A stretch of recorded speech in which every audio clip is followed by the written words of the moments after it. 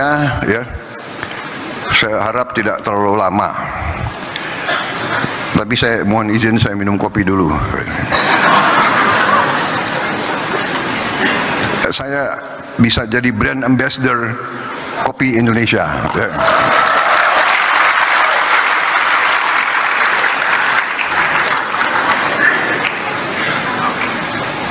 Saudara-saudara, saya kira apa yang terjadi sekarang ini saya rasakan dan saya kira dirasakan oleh banyak pihak adalah suatu transisi yang bisa dikatakan transisi sangat lancar, sangat mudah. Saya sebagai presiden terpilih merasa bahwa saya adalah bagian dari tim Pak Joko Widodo. Saya memimpin koalisi. Koalisi itu kita bahkan menamakan koalisi itu Koalisi Indonesia Maju. Dan koalisi itu terdiri dari partai-partai yang memang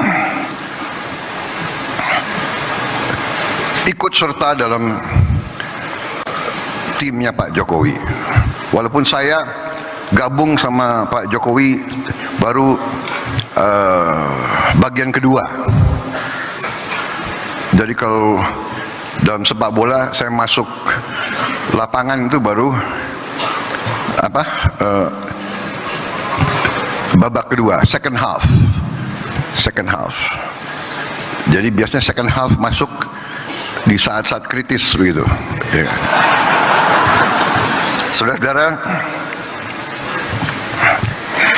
dengan demikian, ya kan, saya tidak akan banyak ulangi bahwa saya pernah rival, tapi saya bergabung, ternyata nilai-nilai kita sama. Dan sekarang saya dalam transisi ini merasa sangat dibantu, sangat didukung oleh Pak Jokowi dan timnya. Bahkan dalam saya menyusun kabinet, kok saya melihat banyak juga ya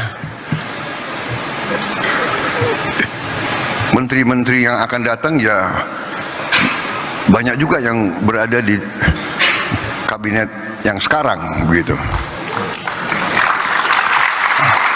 Bukan apa-apa, tetapi saya lihat adalah begini, pada ujungnya setiap penerima mandat dari rakyat memikul tugas dan tanggung jawab yang tidak ringan. Dan karena itu sama, kalau kita mau menyusun dan memilih tim sepak bola, tim nasional sepak bola, yang dicari adalah pemain-pemain yang terbaik.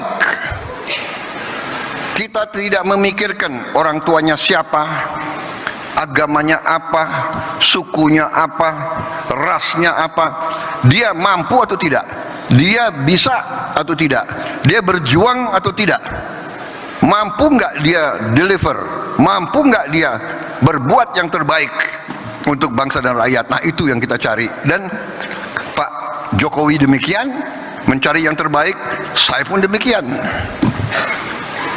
Dan kalau kebetulan orangnya masih bagus, pasti kita akan minta untuk ikut lagi. Dan saudara-saudara, untuk masuk ke pemerintahan di Indonesia itu menuntut pengorbanan. Karena itu saya kira satu, transisi baik.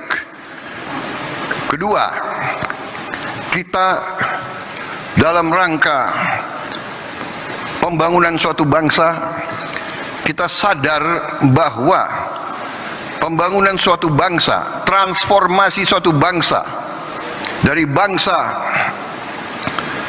katakanlah tingkat menengah, dari bangsa yang keluar dari penjajahan, keluar dari 20 tahun perang terus-menerus, RMS, DITII, Angkatan Perang Ratu Adil, peristiwa-peristiwa PRRI, Permesa terus-menerus tanpa henti dari 45 sampai 65 sampai 68 sampai 69, separatis di sini, separatis. Kita sekarang adalah negara yang masih utuh, negara dengan ekonomi ke-16 di dunia, negara dengan tingkat inflasi salah satu yang terendah di dunia, negara dengan pertumbuhan yang masih cukup baik dibandingkan dengan negara-negara lain, suatu negara yang keluar dari krisis COVID salah satu yang tercepat dan dinilai salah satu yang terbaik keluarnya dari peristiwa COVID. Kita sering kurang bersyukur, kurang terima kasih, kurang menghargai apa yang kita capai sendiri. Ini kita harus koreksi diri kita sendiri. Kalau kita lihat negara-negara lain, rasio hutang terhadap GDP mereka sesudah COVID naik belasan bahkan puluhan persen. Negara-negara hebat seperti Perancis, debt to GDP ratio-nya loncat, sekarang berada di 110%. Nggak tahu kapan mereka akan bayar hutang mereka itu.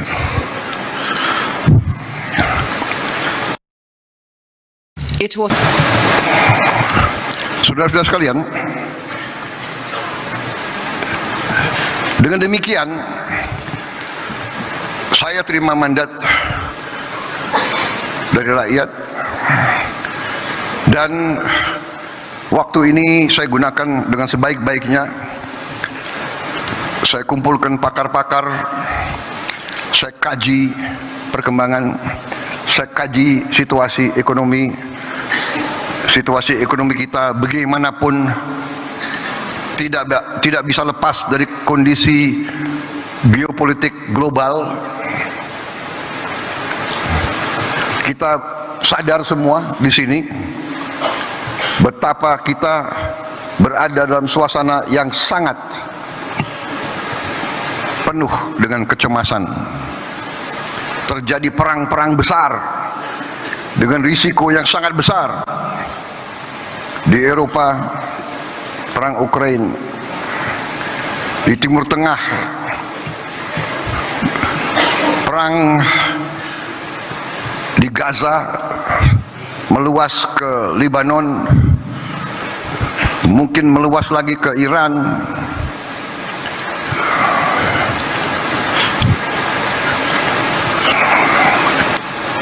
Di mana banyak ahli mengatakan kita berada di saat-saat yang penuh ketegangan. Kalau tidak hati-hati, sudah berapa negara besar saling mengancam akan gunakan bom nuklir. Saudara-saudara sekalian, di kawasan kita pun ketegangan, di Taiwan ketegangan antara Cina dan Jepang, ketegangan di Laut Cina Selatan. Di tengah ini semua kita bersyukur Indonesia menikmati keadaan damai. Keadaan damai ini tidak mudah, tidak mudah. Tidak mungkin ada perdamaian tanpa persatuan. Saya baru dapat pelajaran, unity brings harmony, harmony brings equilibrium. Equilibrium brings peace. Only with peace we can have prosperity. Ini pelajaran dari sejarah. Kemakmuran hanya bisa datang dengan perdamaian, peace. Karena itu, setiap pemimpin politik, pemimpin kemasyarakatan selalu harus berpikir langkah-langkahnya, kebijakan-kebijakannya, pendekatan-pendekatannya harus ke arah mencapai dan memelihara kondisi perdamaian, memelihara stabilitas. Untuk itu dibutuhkan kearifan, wisdom. Untuk itu dibutuhkan semangat, kebersamaan. Untuk itu perlu semangat kolaborasi, semangat ingin bekerja sama. Saudara-saudara, kita mengerti bahwa kita ini memang majemuk. Kita ditakdirkan sudah ratusan tahun, kita ini majemuk, berbeda-beda suku, agama, ras, kelompok etnis, ratusan bahasa daerah. Tapi kita bisa hidup rukun. Dan untuk itu kepemimpinan masyarakat di setiap level sampai ke tingkat nasional, kepemimpinan itu harus kepemimpinan yang bisa membawa dan memelihara kerukunan.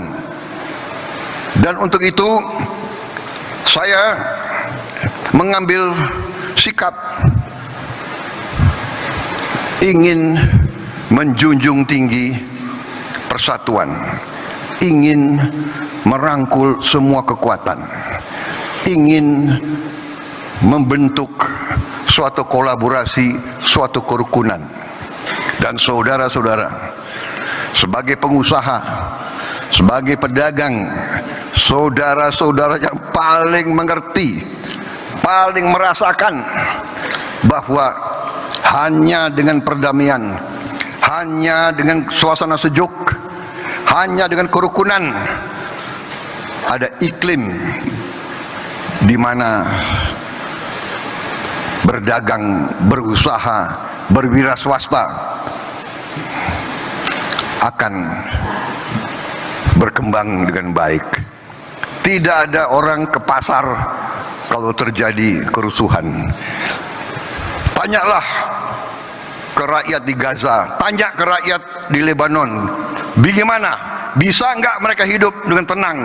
Bisa enggak mereka berdagang kalau semua gedung mereka dibom, dihancurkan? Karena itu saudara-saudara, saya selalu ingin menjalin dialog. Saya selalu ingin mengajak kerjasama. Bagi saya, ajaran kuno 1000 kawan terlalu sedikit, 1 lawan terlalu banyak, bukan suatu slogan. Itu saya jalankan. Saya tidak melihat ke belakang, saya ingin melihat ke depan.